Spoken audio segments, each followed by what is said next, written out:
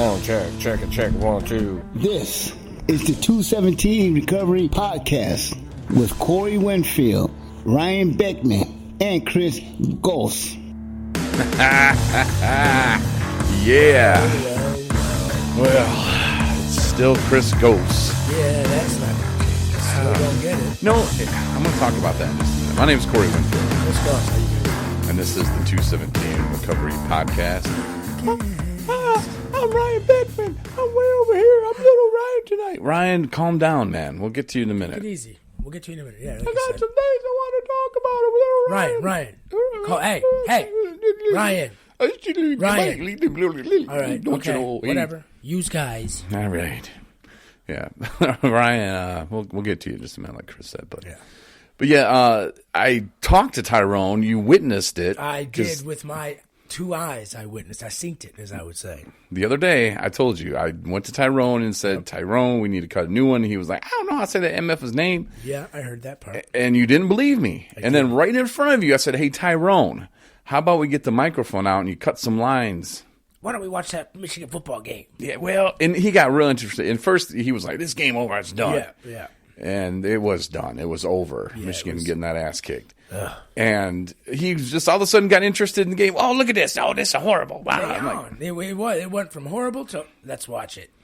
Mm-hmm. Ridiculous. But, I guess. Acceptance. Tyrone's so funny. Oh, he's outstanding. What did he say the other day that I was like, oh, we need to have him make that into a liner of a drop? Man. Something Damn it, I about can't remember. Joey.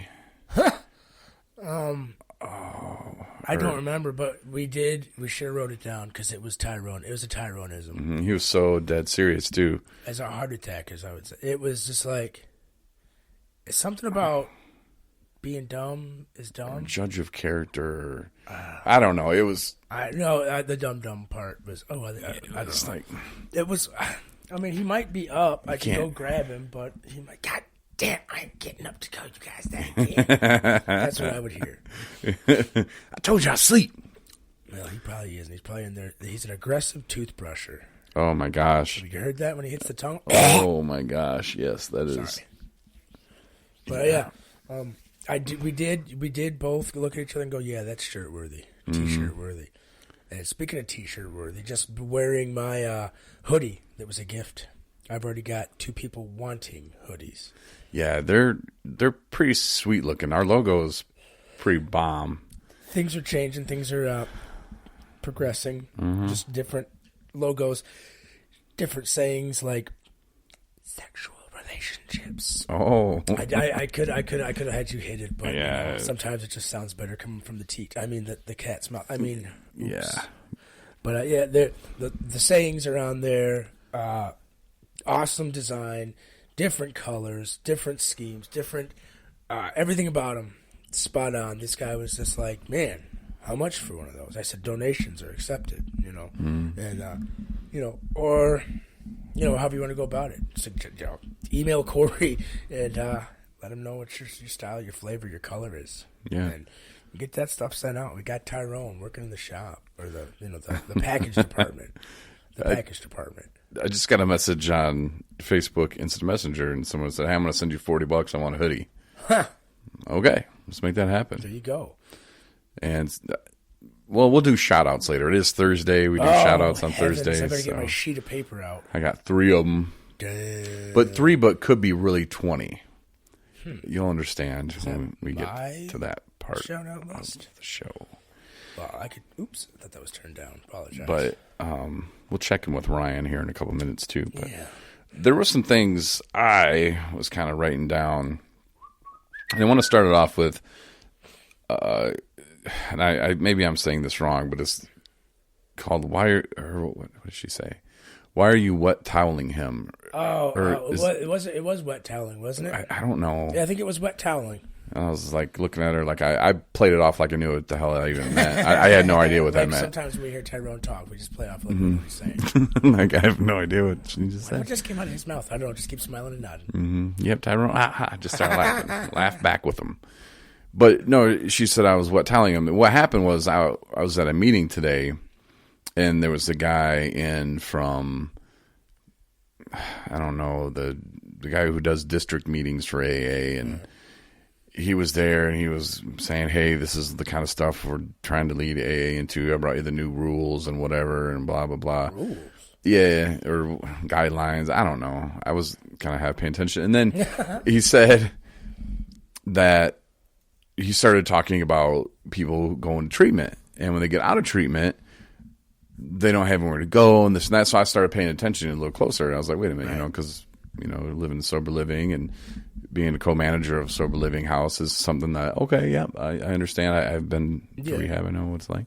Right. So he said that when people get out of treatment, that it is important for them to immediately go to an AA meeting and to do an AA meeting that day they get out.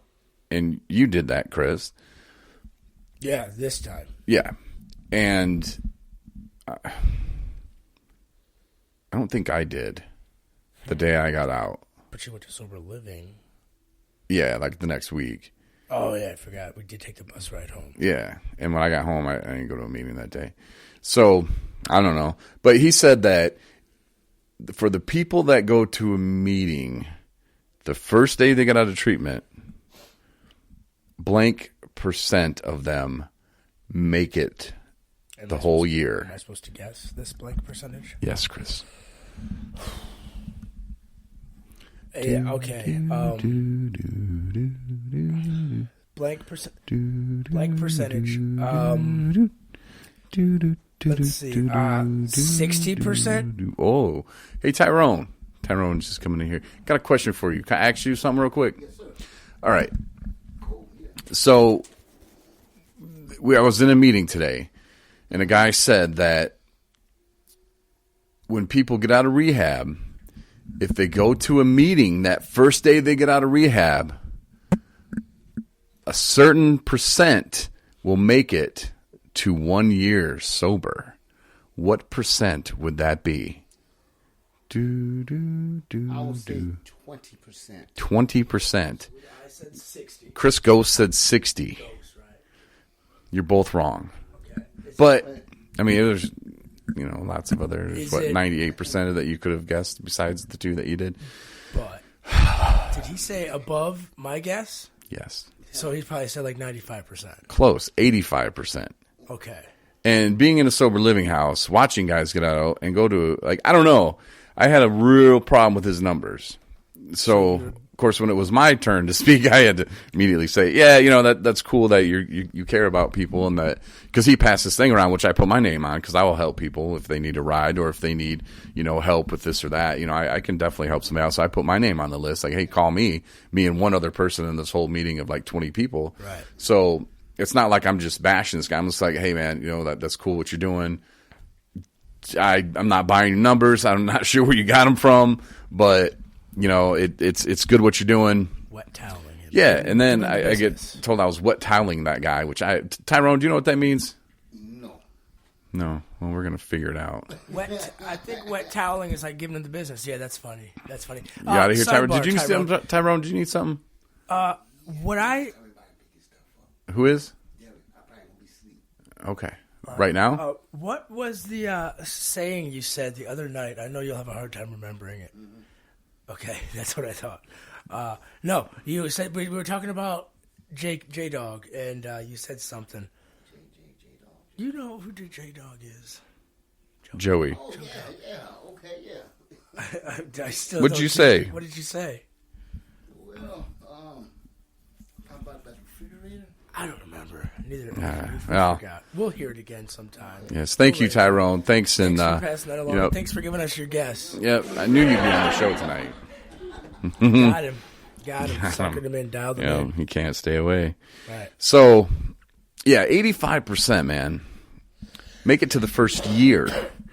And now the number that I heard, which is much more, in my opinion, reasonable, that if you stay in a sober living house after you get out of rehab for 3 months, 90 days, 78% chance of making it to a year.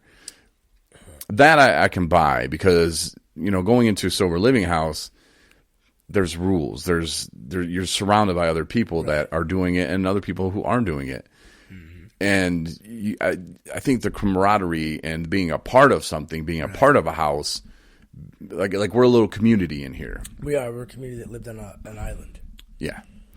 And I think that helps a lot than just, I got out of rehab, I'm going to hit a meeting today.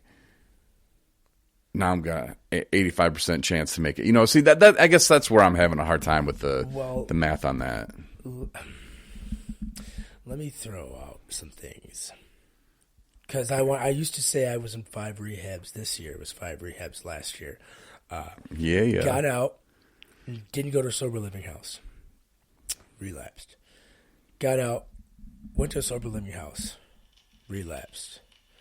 Got out, went to a sober living house, relapsed. Got out, went to a sober living house, relapsed. Got out, relapsed. Got out, went to a sober living house, and went to a meeting. No relapse. Whoa. Bro. But I'm going to go ahead and better this than his comment because I'm not taking his side at all. I came to a sober living house with guys that I was in rehab with.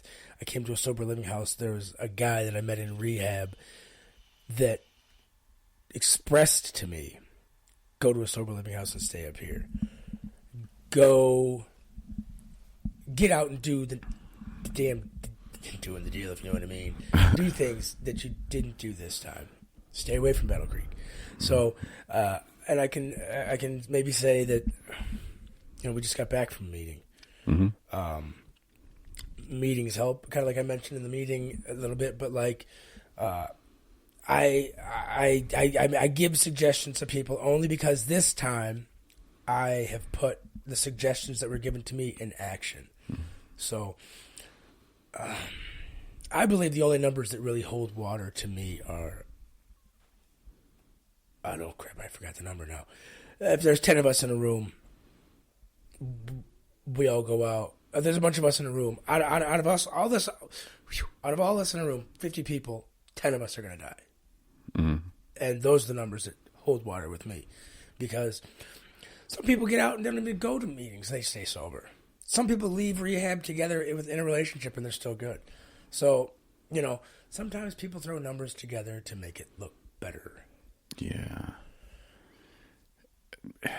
And the things that, I try to tell the guys in the house and other people, they're not because I'm going to get an award for it one day. I'm not going to get up there, hey, I can thank this guy. Yeah, no, nothing like that. It's just because I believe in people, and I believe that with the right people around and the right support, the right encouragement, I think that they can do it, and I know how hard it was to get over the hump and to kind of piece things together. And we talked about it in the meeting today, about you had to go through what you had to go through, right.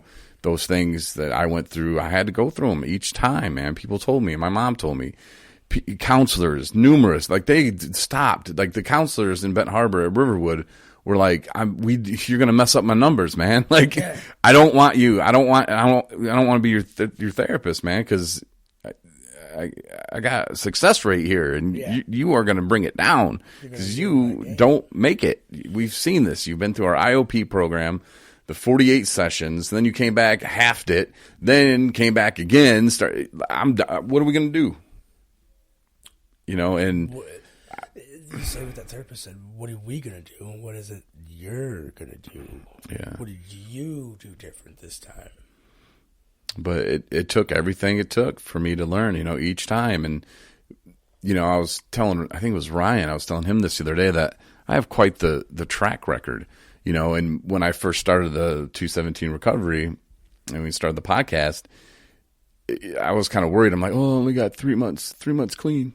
But man, I had quite the experiences, the in and outs and the heartbreaks and the betraying when I would betray my family, friends. I mean, sort of friends. I kind of kept to myself because they had pretty much cut me off. They not cut me off, but they didn't like the phone calls when I was drunk, it's the drunk dial.